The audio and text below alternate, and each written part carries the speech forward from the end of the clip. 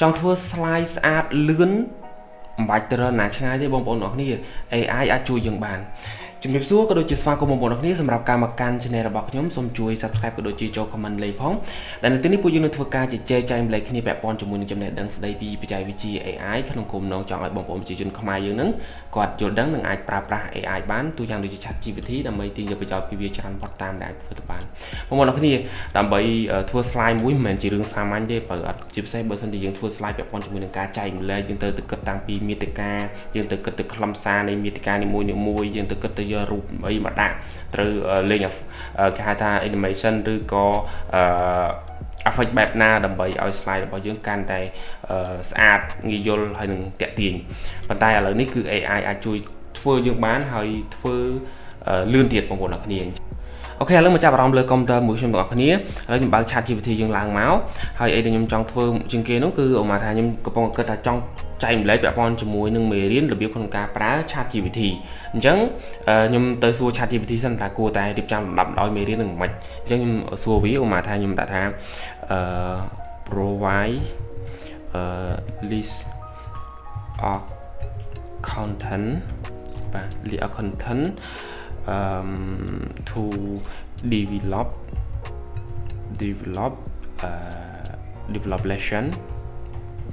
lesson how to use chat GPT អូខេអញ្ចឹងឧមាថាខ្ញុំសូមឲ្យ chat GPT ជួយខ្ញុំសិនមកដំបូងណាព្រោះខ្ញុំអត់មាន idea អីទាំងអស់ខ្ញុំមិនមានមិនដឹងថាធ្វើចាប់ផ្ដើមពីណាទៅណាទេអញ្ចឹងខ្ញុំសូមគំនិតពី chat GPT សិនបងប្អូនគ្នាអូខេអញ្ចឹងដោយបងប្អូនបានឃើញអញ្ចឹងគឺវាឲ្យអីមាន list of content how to use chat GPT ហ្នឹងមានបាទ module 1 2 3 4អីចឹងមកឃើញទេបាទនេះណាហើយមកថាឥឡូវវាឲ្យមកហើយបងប្អូនឃើញវាឲ្យមករហូតនេះឲ្យដល់10ជាងនេះ11នេះហើយមាន appendix មានអីមកជាមួយទៀតប៉ុន្តែឥឡូវខ្ញុំមកបកមកមើលអាទី1សិនអាទី1 what is ChatGPT តើបងប្អូនត្រូវយកសំណួរនឹងទៅស្រាវជ្រាវនៅអ៊ីនធឺណិតឬក៏យកសំណួរនឹងមកឲ្យ ChatGPT ស្រាវជ្រាវឲ្យម្ដងមួយដើម្បីយកទៅចងក្រងម្ដងមួយជាអាចធ្វើចឹងបានប៉ុន្តែវាចំណាយពេលយូរខ្លាំងមែនទែនបងប្អូនអរគ្នាអញ្ចឹងខ្ញុំមានវិធីសាស្ត្រមួយហើយគិតថាវាលឿនហើយជាគោលបំណងដែលខ្ញុំចង់ចែកម្លែកនៅថ្ងៃនេះអញ្ចឹងខ្ញុំ copy អ្វីដែល ChatGPT ឲ្យខ្ញុំទាំងអស់នឹងមកបាទឲ្យទាំងអស់នឹងមកខ្ញុំ copy អូខេឥឡូវយើង copy រួចហើយបងប្អូនអរគ្នាអញ្ចឹងខ្ញុំចូលមកក្នុងGoogle បាទ Google ដើម្បីយើងទៅស្វែងរកអត្ថន័យឬក៏ជើងស្តាស់ក្នុងការធ្វើ slide ហ្នឹងបាទអញ្ចឹងយើងទៅរកមកយើងអាចវាយទាំងអស់គ្នាអាចវាយថា Gammas បាទ Gamma AI បាទដូចរូបនេះអញ្ចឹងមកបាទអញ្ចឹងពេលបើកមកវានឹងចេញបែបនេះបាទអញ្ចឹងបងប្អូនអរគ្នាអាច scroll មកខាងក្រោមនេះអាដែលមានវិដាក់ថានេះខាងនេះវិដាក់ថា gammas.app ជាអាហ្នឹងណាបាទព្រោះផ្សេងទៀតអាចនឹងមិនមែនទេណាអញ្ចឹងនិយាយយក gamma.app នេះហ្នឹងបាទអញ្ចឹងពេលចុចនៅលើហ្នឹងមកវានឹងចេញនេះមកហើយនឹងចេញ gamma យើងមកបើសិនជាបងប្អូនមិនទាន់មាន account ទេគ្រាន់តែ register វាទៅបាទ register ហ្នឹងអត់មានវិបាកទេឥឡូវខ្ញុំសាក log out ចេញសិនចាបាទខ្ញុំសាក log out ចេញអូខេអញ្ចឹងកន្លែងនេះគឺគ្រាន់តែឲ្យបងប្អូននឹងបំពេញ email និង password មកឬក៏មិនអញ្ចឹងទេនេះអាចភ្ជាប់មួយ account Google របស់យើងមិនស្រាប់ដូចខ្ញុំមិញខ្ញុំភ្ជាប់មួយ account Google របស់ខ្ញុំអញ្ចឹងយើងគ្រាន់តែចូលទៅក្នុង account Google របស់យើងមកបាទ connect វាចូលទៅគឺជាការស្រេចទេបងប្អូនគ្នាបាទអញ្ចឹងមកចប់ហើយអញ្ចឹងពាក់ព័ន្ធជាមួយនឹងការប្រើប្រាស់យើងអាចនេះបានយើងអាចប្រើ account ធម្មតា free សិនក៏បានដែរវាឲ្យចម្លើយមកក៏អាចទទួលយកបានអាចថាពី1ដល់10ខ្ញុំឲ្យ6/7ដែរអញ្ចឹងណាការរៀបចំរបស់វាប៉ុន្តែឬក៏បងប្អូនអាចមានលទ្ធភាពយើងអាចប្រើជំរើសមួយទៀតក៏បានដែរត្រឹម plus នេះក៏បានដែរមួយខែទៅ10រៀលទេឬក៏បងប្អូនចង់បានដល់ Pro មួយខែ20រៀលខ្ញុំកន្លងទៅខ្ញុំពិចារណាប្រើ Pro តែខ្ញុំគិតថាវាដូចមិនលើសពី plus ហ្មងនេះអញ្ចឹងឥឡូវខ្ញុំបកប្រើ plus វិញអញ្ចឹងណាអញ្ចឹងបងប្អូនអាចមើលទៅលើប្រវត្តិនៃការទូទាត់លុយរបស់ខ្ញុំបានបើសិនជានេះដើម្បីខ្ញុំបង្ហាញថាខ្ញុំពិតជាធ្លាប់បានប្រើវាហើយប្រើច្រើនខែមកដែរអញ្ចឹងណាបាទអញ្ចឹងតើអ្នកគ្នាឃើញនេះប្រវត្តិ bill របស់ខ្ញុំបាទអញ្ចឹងខ្ញុំបានបង់លុយមកមាន20រៀលបាទខែនេះខ្ញុំដូរមក10រៀលវិញអញ្ចឹងវាអត់តសងលុយមកខ្ញុំមែនឃើញទេមានកន្លងទៅមុននឹងទៀតនេះបាទអញ្ចឹងគឺខ្ញុំប្រើមកយូរដែរហើយបាទអូខេអញ្ចឹងខ្ញុំបកទៅនេះយើងវិញបកទៅ Gammas យើងវិញអូខ ខេអញ្ចឹងនេះគឺជាផ្ទាំងដំបូងឬក៏ interface របស់ Gamma ហើយបងប្អូនអរគ្នា Gamma គឺវាមានរូបរាងបែបហ្នឹងអញ្ចឹងខ្ញុំបង្ហាញបាទកន្លែងនេះគឺបងប្អូនអាចបាច់ចាប់អារម្មណ៍ក៏បានវាមានអីច្រើនទេគឺគ្រាន់តែមាន Gamma មាន share video មានគេអាច share មួយយើងអីចឹងណាហើយរូប AI ដែលយើងបាន generate ជាមួយវាអីចឹងវាបង្ហាញនៅកន្លែងហ្នឹងបាទអញ្ចឹងកន្លែងនេះអត់សូវសំខាន់អីហ្មងទេអញ្ចឹងអីដែលខ្ញុំចង់បង្ហាញបងប្អូនអរគ្នាគឺកន្លែងនេះបាទគឺកន្លែង create new បាទកន្លែង create new អញ្ចឹងបងប្អូនគ្រាន់តែចុចទៅលើពាក្យថា create new នឹងមកហើយបន្ទាប់មកវាមាននេះ create with AI អញ្ចឹងវាមាន3ជំរើសឲ្យបងប្អូនអរគ្នាបងប្អូនអាចគ្រាន់តែ copy អក្សរដូចមិញពីណាមកអាច copy content copy អីមកផាសនៅក្នុងនឹងមកក៏បានឬក៏បងប្អូនអរគ្នាអាចឲ្យវា generate ឲ្យក៏បានតាមរយៈការបញ្យល់ព្រមណាចង់ធ្វើចេះចុះបញ្យល់វាទៅវានឹងឲ្យជាមេតិកាឬក៏ឲ្យជាslide មកយើងហើយបងប្អូនឬក៏មិនចឹងទេបងប្អូនមានមេរៀនស្រាប់តែយើងធ្លាប់ធ្វើ PowerPoint ហើយយើងអាច upload ឲ្យវាជួយកែ content ថយពាក្យពេចន៍នៅក្នុង PowerPoint ចាស់យើងហ្នឹងក៏បានដែរបងប្អូនវាអាចនឹងយករូបចាស់យកអីមកកែ content អីចឹងបានដូចគ្នាវាអាចធ្វើបានណាបាទអូខេឥឡូវខ្ញុំសាកជាមួយនឹងទី1សិនគឺ pass in text អញ្ចឹងខ្ញុំបាន copy text យើងមកហើយពី ChatGPT មួយណាអញ្ចឹងខ្ញុំ pass វាចូលបាទអញ្ចឹងខ្ញុំ pass វាឲ្យឃើញទេវាចូលមកទាំងអស់នេះបាទចូលមកហើយបន្ទាប់មកវាយើងមើលទៅខាងក្រោមនេះ what would you like to create with this content អញ្ចឹងចង់ធ្វើម៉េចចង់ធ្វើជា slide ចង់ធ្វើជា web page ចង់ធ្វើជា document ឬក៏ចង់ធ្វើជា social ជាផ្ទាំងដូច poster អីចឹងយើងចង់ធ្វើអីឥឡូវខ្ញុំសាក slide មុនបងប្អូនដោយសារយើងបង្ហើបពីដើមថាយើងនឹងបង្ហាញពាក់ព័ន្ធជាមួយនឹងការធ្វើ slide ណាប៉ុន្តែក៏ពិតវាដូចតែគ្នាទេបងប្អូនគ្រាន់តែចេញ format មកខុសគ្នាដែរអញ្ចឹងខ្ញុំយកជា slide បន្ទាប់មកទៀតកន្លែង size នេះបងប្អូនអាចរើសទៅយក traditional ក៏បានយក tall ក៏បានឬក៏មិនចឹងទេ default ទៅបាទ default ទៅវាចេញមកចេញទៅណាបាទបន្ទាប់មកខ្ញុំចុច continue អូខេនៅកន្លែងនេះបងប្អូនគាត់មកចាប់អារម្មណ៍កន្លែង text content នេះបងប្អូនមាន generate មានន័យថាបើសិនជាបងប្អូនសរសេរដូចអញ្ចឹងអីហ្នឹងវាទាមទារ generate ដែរព្រោះវាត្រូវការពេញបន្ថែមវារកពាក្យពេចន៍មកប្រគ្រប់អត្ថន័យឲ្យយើងអញ្ចឹងទៅបាទបើ content នេះមានន័យថាវាអាចសង្ខេបត្រួសចោះមានន័យថាអ្វីដែលយើងដាក់ទៅមិនយកមកទាំងអស់ទេអញ្ចឹងមានយកអាមួយមកសម្រាយមកលើ2 3មកយកនេះវាអាចបាត់ខ្លះអញ្ចឹងណាបាទបើ concept នេះមានន័យថានេះវិញគឺវារក្សាពាក្យពេចន៍យើងទាំងអស់ឧបមាថាយើងរៀបចំនៅcontent ឬក៏មេតិកាឬក៏អត្ថន័យព្រោះថាយើងចង់រក្សាអត្ថន័យរក្សាពាក្យពេចន៍ហ្នឹងយើងចុចលើពាក្យកូនសោហ្នឹងមកបាទគឺចប់ហើយអញ្ចឹងគ្រប់យ៉ាងគឺយើងអាចកែកននេះបានទេវាចេញមិនយើងដាក់ទៅមិនគឺវាចេញមកអញ្ចឹងគ្រាន់តែវាថែមថយរូបភាពឬក៏រៀបចំរចនាបថអក្សរឲ្យទេណាបាទអញ្ចឹងខ្ញុំសូមយកកន្លែងនេះចុះយកកន្លែងបាទ generate បាទហើយនៅកន្លែងនេះកន្លែង amount of text per card នេះមានន័យថាតាមយើងចង់បានអក្សរប្រមាណនៅក្នុងមួយស្លឹកហ្នឹងបើមិនជាបងប្អូនគ្រាន់តែចង់សង្ខេបព្រីសទេបងប្អូនអាចយកព្រីសនេះមកឬក៏អាចបញ្យល់មកជាមួយខ្លះមកជុំទេយើងអាចយក medium នេះមកឬក៏ចង់ឲ្យ detail ហ្មងយើងយក detail ហ្នឹងទៅគ្រាន់ថា detail វាលម្អិតឲ្យយើងអាហ្នឹងវាធ្វើសភៅត្រូវប៉ុន្តែបើធ្វើ slide ធម្មតា slide គឺយើងធ្វើសង្ខេបមានរូបនិយាយទេហើយអត់មិនមែនអានទេអញ្ចឹងយើងអាចយក bridge ឬក៏ medium នេះទៅគឺអូខេហើយសម្រាប់ការធ្វើ slide ខ្ញុំគិតថាបើបងប្អូនទាំងអស់គ្នាយកដល់ bridge ទៀតកាន់តែល្អដោយសារអីពាក្យច្រើន slide គឺយើងអ្នកនិយាយទេចេញតែរូបសង្ខេបមកបានហើយគេឆាប់ចាំឆាប់យល់អញ្ចឹងណាបាទអូខេឥឡូវខ្ញុំសាកយក medium summer បាទយក medium summer បាទហើយកន្លែងអីទាំងអស់នេះបងប្អូនមិនខ្វល់វាទេទុកដែលទៅហើយបាទកន្លែងភាសានេះបើសិនជាslide របស់បងប្អូនជាភាសាខ្មែរហើយកន្លែងនេះលោតខ្មែរអានឹងអូខេហើយប៉ុន្តែបើសិនជាកន្លែងនឹងជាអង់គ្លេសប៉ុន្តែកន្លែងនេះលោតជាខ្មែរវិញអញ្ចឹងពេលបងប្អូន generate ប្រកាសណាវាទៅជាខ្មែរអញ្ចឹងបងប្អូនអាចរើសភាសានៅកន្លែងនឹងបានទៀតហ្នឹងណាយើងអាចវាយខ្មែរហើយកែវាជាអង់គ្លេសក៏បានវាយអង់គ្លេសកែជាខ្មែរក៏បានឬក៏អង់គ្លេសរក្សានៅអង់គ្លេសខ្មែររក្សានៅខ្មែរក៏បានហើយវាស្គាល់ទាំងពីរអក្សរដូចគ្នាបងប្អូនទាំងអស់គ្នាវាស្គាល់ដូច ChatGPT ដែរទេហើយគឺវាធ្វើបានល្អខ្លាំងមែនទែនទៅលើការងារ slide ហ្នឹងឯងជាពិសេសបើសិនជាសរសេរសភៅអីគឺវាប្រកែរៀបចំពាក្យពេចន៍ប្រមូលព័ត៌មានយកមកសរសេរឲ្យយើងដូចមនុស្សពិតជាក់ស្ដែងនៅក្នុងស្ថានភាពយើងអញ្ចឹងបាទអូខេឥឡូវខ្ញុំមិនចុចអីទេព្រោះខ្ញុំសម្រេចថាខ្ញុំយកអង់គ្លេសនឹងដដែលទេបាទខ្ញុំយកអង់គ្លេសនឹងដដែលហើយបន្ទាប់មកទៀតកន្លែងនេះរូប អញ្ចឹងរូបខ្ញុំបងប្អូនអាចដដែលមកមិនបាច់ប៉ះពាល់វាទេហើយកន្លែង format នេះគឺពាក់ព័ន្ធជាមួយនឹងយកជា slide យកជារូបភាពឬក៏ document យកអីអញ្ចឹងកន្លែងនេះណាបាទអញ្ចឹងបើយើងធ្វើសភៅយើង detail យើងយកវាជា document អញ្ចឹងទៅយកវាជា slide យើងអាច brief ឬក៏ medium អីអញ្ចឹងមកហើយរើជាសសល់អាហ្នឹងស្រ័យរបស់បងប្អូនអរគ្នាតែទេណាបាទអូខេអញ្ចឹងកន្លែងនេះខ្ញុំបង្ហាញប៉ុណ្ណឹងហើយបន្តមកទៀតនៅកន្លែងនេះបងប្អូនអាចចុចលើ pre form នេះក៏បានមានចាប់ដាក់ទៅវាចេះចាត់ចែងខ្លួនវាប្រហែលទំព័រវាធ្វើខ្លួនវាទៅឬក៏មិនអញ្ចឹងទេបងប្អូនអាចដាក់ cast by cast នេះមានន័យថាវានឹងចាប់ផ្ដើមរៀបទំព័រហើយយើងអាចចុចទំព័រមកហើយចាប់អក្សរនេះនៅចង់ឲ្យនៅទំព័រទី1ឬក៏អក្សរនេះនៅទំព័រទី2ឬក៏អានេះនៅទំព័រទី3អីចឹងយើងអាចទៅរៀបចំខ្លួនឯងចឹងបានបងប្អូនគ្នាអញ្ចឹងមកថាខ្ញុំចង់យកនេះត្រឹម module 1នេះនៅទំព័រទី1ហើយអានេះខ្ញុំយកទៅដាក់នៅទំព័រទី2អញ្ចឹងខ្ញុំធ្វើអញ្ចឹងមកខ្ញុំកាត់វាទាំងអស់អញ្ចឹងមកបាទកាត់វាអញ្ចឹងមកហើយខ្ញុំដាក់វាមកទំព័រទី2វិញបាទហើយខ្ញុំយកត្រឹមមានថាមក module នេះគឺមកទំព័រទៅបាទអញ្ចឹងខ្ញុំកាត់វាហើយខ្ញុំយកវាមកដាក់នៅទំព័រទី3យើងអាចធ្វើអញ្ចឹងបានបងប្អូនគ្នា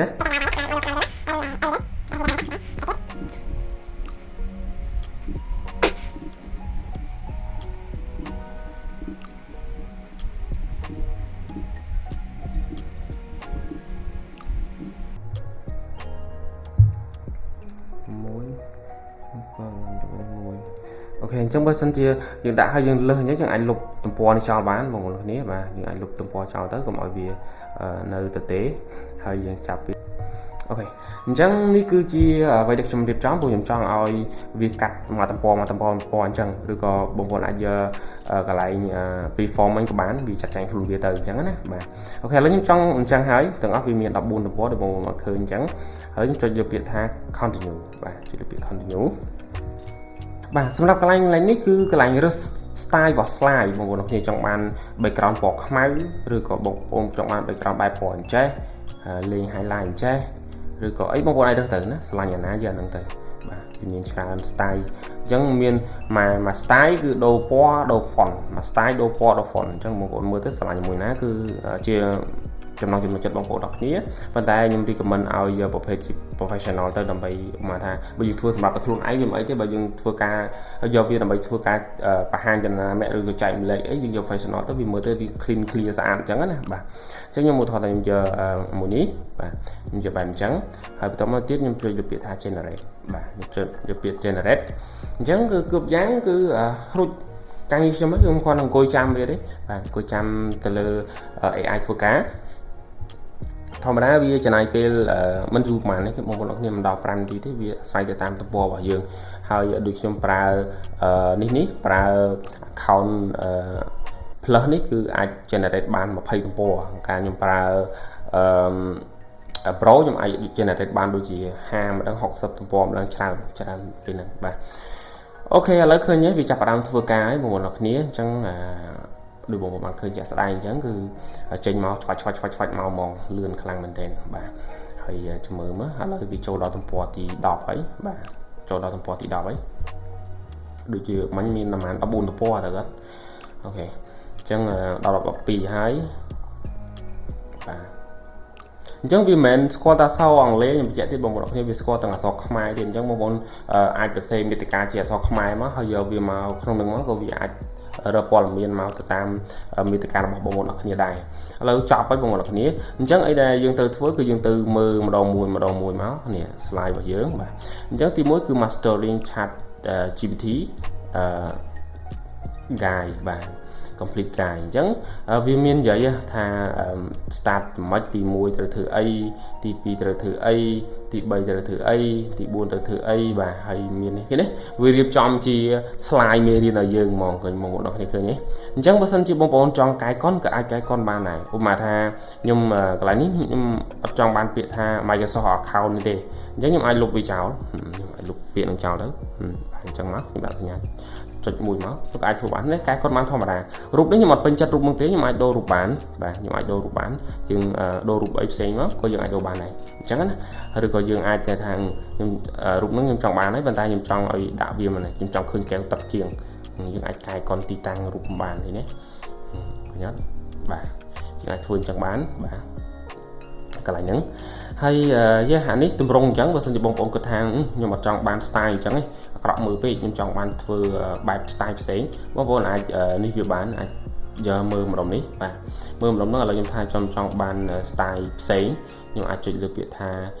make this more virtual អញ្ចឹងមកបាទខ្ញុំមានតែធ្វើឲ្យវាកាន់តែល្អឡើងឬក៏ឆ្នៃវាម្ដងទៀតអីចឹងណាបាទអូខេអញ្ចឹងយើងរងចាំបន្តិចទៅព្រោះ AI វាធ្វើការវាត្រូវការល្បឿនអ៊ីនធឺណិតដែរអញ្ចឹងខាងនេះវាចេញមកជាចេះវិញ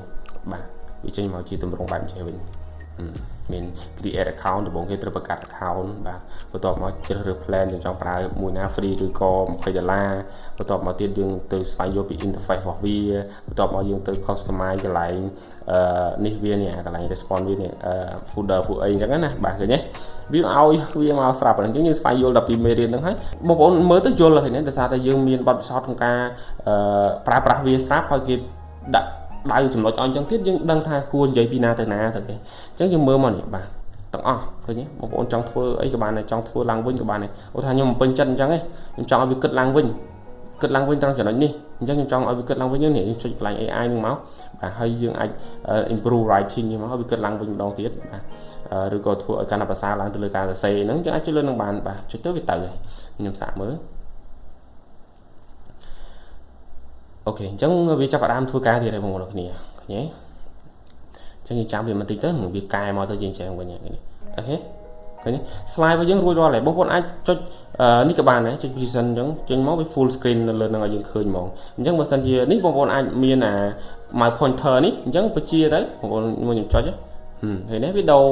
អូហើយវាមាននេះ effect វាលេង animation នៅលើនឹងមកស្អាតឲ្យឃើញទេបងប្អូនឃើញអត់ឃើញទេអញ្ចឹងខ្ញុំអាចប្រើ gamma នឹងតែម្ដងដើម្បីធ្វើបទបង្ហាញក៏បានឃើញទេឬក៏មិនអញ្ចឹងទេខ្ញុំអាចចង់ថា download វាយកទៅប្រើនៅក្នុង PowerPoint ក៏បានដែរបងប្អូនចុចខនចុចលើកន្លែង share នេះមកនេះ share ហ្នឹងមកបងប្អូនចុចលើកន្លែង export នេះមកបាទ export មកវាមានយើងចង់យកជា PDF ចង់យកជា PowerPoint យកវាមកនេះឃើញទេឬក៏ចង់យកវាជារូបភាព PNG ក៏អាចយកបានដែររូបភាពវាអាចធ្វើម្ដងម្លឹកឲ្យយើងបាទអូខេបាទអញ្ចឹងឧបមាថាឥឡូវខ្ញុំយកជានេះឲ្យមើលចុះយកជា PowerPoint អញ្ចឹងខ្ញុំចុច download បាទខ្ញុំចុច download តែប៉ុណ្ណឹងហើយខ្ញុំបិទវិញមកបិទអាផ្ទាំងមិញមកអញ្ចឹងរងចាំបន្តិចវាកំពុងធ្វើការហើយបាទអញ្ចឹងវាអាស្រ័យនៅប៊ឺនអ៊ីនធឺណិតរបស់បងប្អូនអរគ្នាដែរអញ្ចឹងណាបាទអូខេឥឡូវវា download ហើយបងប្អូនគ្នាឃើញវា load មកនេះបាទអញ្ចឹងយើងចុចលើនឹងមកហើយយើងមកកន្លែងកម្មវិធី download របស់យើងឃើញទេវាចេញមកជា PowerPoint បាទហើយឃើញអត់អានេះ PowerPoint របស់យើងយើងចង់កែ content ថយអីក៏បានស្រួលឃើញទេបាទហើយមួយទៀតបើសិនជាបងប្អូនចង់ download ជារូបអីហ្នឹងក៏មានដែរ download ជាម្ដងស្លាប់ខ្ញុំបង្ហាញមិញអញ្ចឹងចុចលើនឹងឲ្យយកពាក្យថា export នេះមកបាទហើយយកពាក្យថា export as png នេះមកបាទហើយបិទអានេះសិនចាំវាបន្តិចទៅអូខេខ្ញុំចុចមើលខ្លួននេះអូខេបានហើយនេះឃើញទេវាគ្រាន់តែវាមកជា zip ចេះអញ្ចឹងតម្រូវឲ្យយើងត្រូវនេះវាសិនត្រូវ extra វាសិនហើយបន្ទាប់មកវាចេញមកនេះម្ដងម្លឹកបងប្អូនឃើញអត់នេះម្ដងម្លឹកគាត់ថាចង់បើម្លឹកទៀតអានេះអញ្ចឹងទៅឃើញទេបាទឃើញអត់ម្ដងម្លឹកអញ្ចឹងយល់អូខេអញ្ចឹងពាក់ព័ន្ធជាមួយនឹងផ្ទាំងខាងនេះបងប្អូនអាចកែ content ថយបានឬក៏ចង់ដាក់ទំព័រថែមអីគឺដូច slide យើងដែរទេបាទបងប្អូនយល់ពី PowerPoint គឺមិនពិបាកទេក្នុងការប្រើប្រាស់នេះឬខ្ញុំគិតថានេះស្រួលជាង PowerPoint ផង PowerPoint ទៅរៀនលុកលាក់ច្រើនណាប្រាក់នេះលឿនស្រួលហើយមិនទៅចាំបាច់ទៅចង animation គិតអីណានៃ style load អីមិនទេគឺវាគិតឲ្យយើងទាំងអស់ហ្នឹងបាទហើយបើសិនជាបងប្អូនគិតថាអត់ទេខ្ញុំចង់នេះវិញខ្ញុំចង់ដូរពណ៌វិញយើងអាចចុចលើ theme នឹងដដែលមកបាទហើយយើងរើសយកអីផ្សេងមកខ្ញុំរើសពណ៌ខ្មៅម្ដងបាទខ្ញុំរើសពណ៌ខ្មៅចាំ plate មកនិយាយនេះវាចេញខ្មៅបាទអញ្ចឹងពេលយើង presentation បង្ហាញឲ្យពេញ screen នេះមកខ្ញុំបិទសិនអូខេអញ្ចឹងវាចេញមកនេះបងប្អូនខ្មៅបាទហ្នឹងឃើញអត់បាទឃើញទេបាទខ្មៅហ្នឹងនេះលឿននេះអូដល់គ្នាអញ្ចឹងខ្ញុំគិតថាប៉ុណ្្នឹងទេវីដេអូមួយហ្នឹងហើយគិតថាវាជាប្រយោជន៍ដល់បងប្អូនទាំងគ្នាហើយបើសិនជាមានចម្ងល់អីបងប្អូនអាច comment សួរនៅក្នុងខាងក្រោមវីដេអូនោះបានខ្ញុំពេលខ្ញុំឃើញខ្ញុំនឹងបញ្យល់បន្ថែមតាមរយៈ comment ឬក៏អាចទាញបងប្អូនចូលទៅក្នុង channel Telegram របស់ខ្ញុំតែម្ដងអរគុណច្រើន